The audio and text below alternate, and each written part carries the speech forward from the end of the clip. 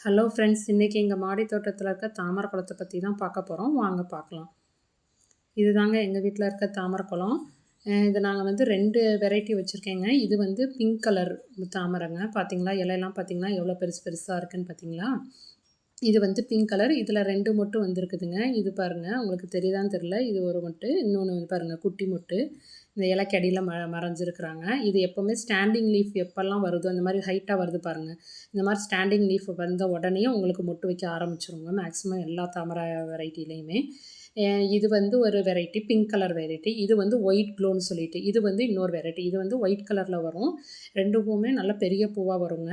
இது பாருங்கள், இலை வந்து நார்மல் சைஸ் தான் இருக்குது. இதுலேயுமே 2 மொட்டு வந்திருக்கு. இது ஒன்று, இன்னொன்று பார்த்தீங்கன்னா இங்கே பாருங்கள், இங்கே இருக்குது பாருங்கள். இது ஒன்று பெருசுங்க. இது எப்போவுமே வந்து ஒரு மொட்டு வந்த உடனே அது பூத்து முடிக்கிறதுக்குள்ளே அடுத்த மொட்டு உங்களுக்கு ரெகுலராக வந்துக்கிட்டே இருக்குங்க. இது தாமரை மட்டும் ஒன் டைம் நீங்கள் இன்வெஸ்ட்மெண்ட் பண்ணி வாங்கி வச்சுட்டிங்கன்னா உங்களுக்கு ரெகுலராக பூ வந்துக்கிட்டே இருக்குங்க.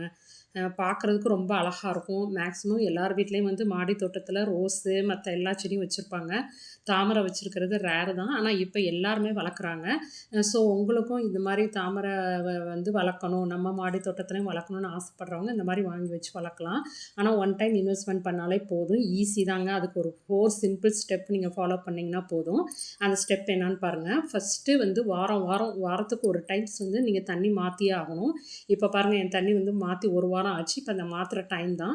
சரி, அதுக்கு முன்னாடி ஒரு லாக் எடுத்து போட்டுடலான்னு தான் எடுத்து போட்டிருக்கேன். இந்த மாதிரி இப்போ க்ரீன் கலரில் தண்ணி வந்து ஆன பின்னாடி விடக்கூடாது.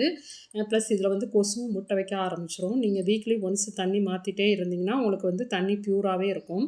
ஏன்னா நல்ல நீர்லாம் தான் தாமரை வளரும்னு சொல்லி கேள்விப்பட்டிருக்கேன் இல்லைங்களா. அந்த மாதிரி நமக்கு தண்ணி எப்போவுமே வந்து நல்லா நீட்டாக இருந்தால் தாங்க நல்லா பூ அடுத்தடுத்து வந்துகிட்டே இருக்கும்.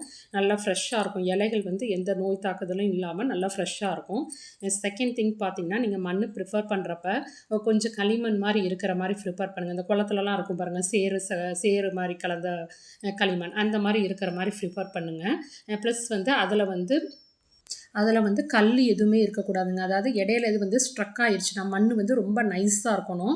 முடிஞ்ச அளவு போடுறப்ப நீங்கள் சலிச்சு கூட போட்டுக்கலாம். ஏன்னா அதில் சின்ன சின்ன ஸ்டோன்ஸோ ஏதாவது இருந்துச்சுன்னா தாமரை வளர்றப்ப அந்த ரூட்டுக்கு வந்து வளர முடியாமல் அது ஸ்டாப் ஆகி நின்றுங்க. எனக்கே ஒரு 2-3 டைம் நின்றுச்சு. எடுத்து பார்த்தோன்னா சின்ன ஸ்டோன்ஸ் கல், அதாவது நம்ம செடி வைக்கிறப்ப சின்ன சின்ன கல் ஏதாவது இருந்துச்சுன்னா அது ஸ்ட்ரக் ஆகி நின்றுக்கும். அப்படியே நம்ம பார்க்காம விட்டுட்டோம்னா அது வந்து இப்போ நாளடைவில் அந்த கிழங்கு வந்து அழுக ஆரம்பிச்சிடும்.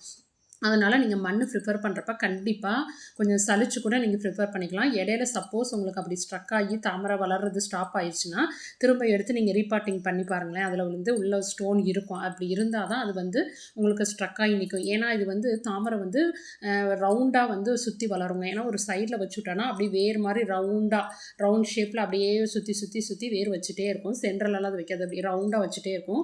ஸோ அது வர்ற பாதையில் ஏதாவது கல் ஏதாவது இருந்துச்சுன்னா ஸ்டாப் ஆகி நின்றுக்கும். ஸோ அதனால் மண் ப்ரிஃபர் பண்ணுறது கண்டிப்பாக மண் கரெக்டாக ப்ரிஃபர் பண்ணுங்கள். எந்த ஸ்டோன்ஸ் எதுவும் இல்லாத மாதிரி நல்ல மண்ணாக ப்ரிஃபர் பண்ணிக்கோங்க. தேர்ட் ஸ்டெப்பு பார்த்தீங்கன்னா, இதில் 2 உரம் கொடுக்குறேங்க நான் எப்போவுமே என்னோடய இப்போ தாமரை பாட்டுக்கு. அது என்னன்னு பார்த்தீங்கன்னா, டிஏபி, இன்னொன்று வந்து என்பிகே. இது மேக்ஸிமம் நிறைய பேர் கேள்விப்பட்டிருப்பீங்க. டிஏபி டை அமோனியம் பாஸ்பேட், இன்னொன்று என்பிகே நைட்ரஜன் பாஸ்பேட், அந்த வெரைட்டி சொல்லுவாங்க இல்லைங்களா. அந்த 2ல் எது வேணாலும் நீங்கள் கொடுக்கலாங்க. 15 டேஸ்க்கு ஒன்ஸ் நீங்கள் ஒரு சின்ன கேலண்டர் பேப்பரோ ஏதோ ஒரு சின்ன பேப்பரில் 1 ஸ்பூன், உங்கள் தாமரை பழத்துக்கு தகுந்த மாதிரி ஒரு 1 ஸ்பூன், ரொம்ப போட்டுறாதீங்க, ஒரு 1 ஸ்பூன் போட்டு அது சென்டரில், தாமரைக்கு நடுவில் சென்டரில் மடித்து நீங்கள் வச்சு விட்டுட்டிங்கன்னா போதும். உங்களுக்கு தொடர்ந்து பூ வந்துகிட்டே இருக்கும். அடுத்து வந்து பார்த்திங்கன்னா 4th ஸ்டெப் என்னன்னு பார்த்தீங்கன்னா, 4வது பார்த்தீங்கன்னா, மேக்ஸிமம் தாமரைக்கு வந்து நோய் தாக்குதல் வரணும்னா அந்த இலை அடியில் இந்த நத்தப்பூச்சின்னு சொல்லுவாங்க பார்த்தீங்களா, அட்டைப்பூச்சின்னு.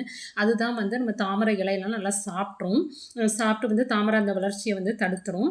இதுக்கு வந்து ஒரு ஈஸி ஸ்டெப் என்னன்னு கேட்டிங்கன்னா, இந்த மாதிரி உங்களுக்கு ஒரு சில இதில் வந்து நத்தப்பூச்சி அப்படி இருக்குதுன்னு உங்களுக்கு தெரிஞ்சிச்சுன்னா, இலைக்கடியில் இருக்குதுன்னு தெரிஞ்சிச்சுன்னா, முட்டைகோஸ் இருக்குது பார்த்தீங்களா, அதை வாங்கி அதோட இலையை வந்து தாமரை குளத்தில் போட்டுருங்க. போட்டிங்கன்னா அந்த இலையை சாப்பிட்றதுக்கு அந்த பூச்சியை வந்து வரும். ஒரு 20 மினிட்ஸ் போதும். 20 மினிட்ஸ் கழித்து நீங்கள் எடுத்து பார்த்தீங்கன்னா, அந்த முட்டைகோஸ் இலையோட அடியில் வந்து எல்லா நத்தைப்பூச்சியுமே வந்து சாப்பிட்றதுக்காண்டி வந்திருக்கும். அதை நீங்கள் அப்படியே டிஸ்போஸ் பண்ணிடலாங்க. இது வந்து ஒரு ஈஸி ஸ்டெப்பு. மற்ற எந்த மாதிரியான நம்ம நடவடிக்கை எடுத்தாலும் வந்து அந்த நத்தைப்பூச்சியோட தொல்லை வந்து ஜாஸ்தி தாங்க. அது வந்து போகிறதே இல்லை. ஆனால் இது முட்டைகோஸ் வந்து இலை நம்மளுக்கு மார்க்கெட்டில் எப்போவுமே கிடைக்கும். அதை வாங்கி நீங்கள் அடிக்கடி போட்டு விட்டிங்கன்னா அது வந்து அதை சாப்பிட்றதுக்கு வர்றப்ப நீங்கள் அதை எடுத்து டிஸ்போஸ் பண்ணிடலாம். ஆனால் 20 மினிட்ஸ்க்கு மேலே போடாதீங்க. இந்த மாதிரி பண்ணிங்கன்னா அந்த நோய் தாக்குதல் வராதுங்க. வேறு வந்து தாமரைக்கு வந்து இந்த ஒரு பிரச்சனையை தவிர வேறு எந்த நோய் தாக்குதலும் பெரும்பாலும் இருக்கிறது இல்லைங்க. அதனால் இது வளர்க்குறது ரொம்ப ஈஸி. ஸோ நீங்கள் இந்த 4 ஸ்டெப்பை நீங்கள் ஃபாலோ பண்ணிங்கனாலே போதும். நீங்களும் அருமையாக தாமரை வந்து உங்கள் மாடி தோட்டத்திலே நீங்கள் வளர்க்கலாம். ஸோ இந்த வீடியோ உங்களுக்கு எல்லாத்துக்கும் பிடிச்சிருக்குன்னு நான் நம்புகிறேன். மேலும் நம்ம சேனலை பற்றி உங்களுக்கு டீட்டெயில்ஸ் தெரிஞ்சுக்கணுன்னா நம்ம சேனல் சப்ஸ்கிரைப் பண்ணிவிட்டு ஒரு லைக் பண்ணிடுங்க, ஷேர் பண்ணிடுங்க. தேங்க்யூ.